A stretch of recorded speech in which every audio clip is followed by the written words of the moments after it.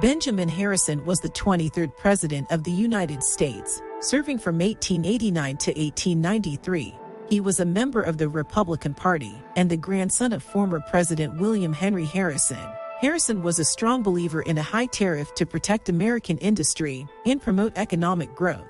He signed the McKinley Tariff Act of 1890, also known as the Tariff Act of 1890, which raised tariffs on imported goods to their highest levels in American history. The immediate effect of the McKinley Tariff Act on the U.S. economy was to stimulate American industries by making it more difficult for foreign competitors to sell their goods in the United States.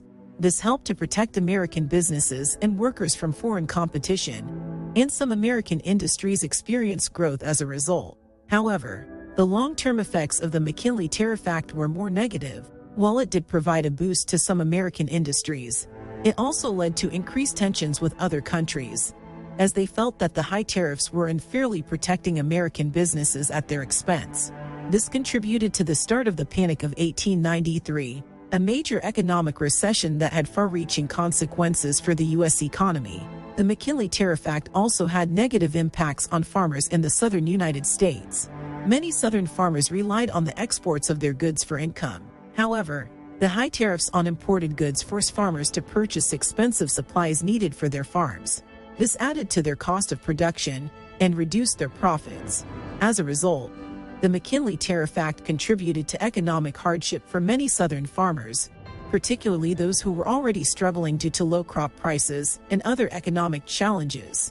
The Panic of 1893, which was partially caused by the McKinley Tariff Act, also harmed Southern farmers, as it led to a further decline in crop prices and economic instability.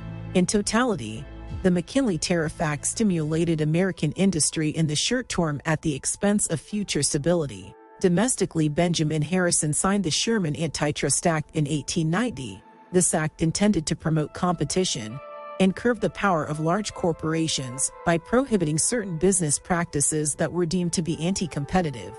It outlawed practices such as price fixing, monopolization, and restraint of trade. The act also established the Department of Justice's Antitrust Division, which was responsible for enforcing the provisions of the act. The Sherman Antitrust Act was the first major federal legislation aimed against antitrust practices in the United States. It was not always effective in curbing anti-competitive practices, but it established barriers that corporations had to work around. The Pension Act of 1890, also known as the Dependent and Disability Pension Act, was a piece of legislation providing pensions for Union veterans and their families in recognition of their service and sacrifice during the Civil War. Union veterans who were disabled as a result of their military service, over the age of 62, or widows or dependent children of a deceased vet, were eligible to receive a pension. This legislation provided much-needed financial support for Union veterans and their families, and also honored the sacrifices those individuals made for their country. President Benjamin Harrison's Indian policy was characterized by a focus on assimilation and the promotion of civilization among Native American tribes. He supported several initiatives designed to encourage Native Americans to adopt mainstream American culture, including the Indian school system. This assimilation was not without some kickbacks.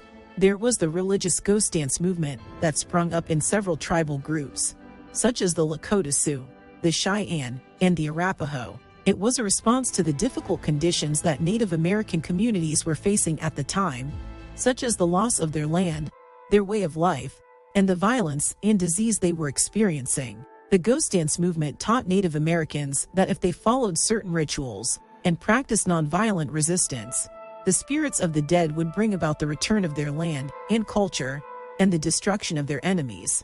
The movement was seen by the U.S. government as a potential threat. The U.S. government took steps to suppress the movement, including the use of violence. On December 29, 1890, on the Lakota Pine Ridge Indian Reservation in South Dakota, the Wounded Knee Massacre occurred. The U.S. Army was sent to the reservation to disarm the Lakota Sioux tribe of illegal weapons. A scuffle occurred, and a shot was fired. In the chaos that followed, the Army opened fire on the Lakota Sioux, killing hundreds of men, women, and children. This massacre is considered one of the most infamous incidents of violence against Native Americans and damaged relations between the U.S. government and Native American tribes. Benjamin Harrison supported the annexation of Hawaii and signed a treaty of annexation with Hawaii's provisional government. However, before the Senate could ratify it, Grover Cleveland replaced Harrison as president and subsequently withdrew the treaty.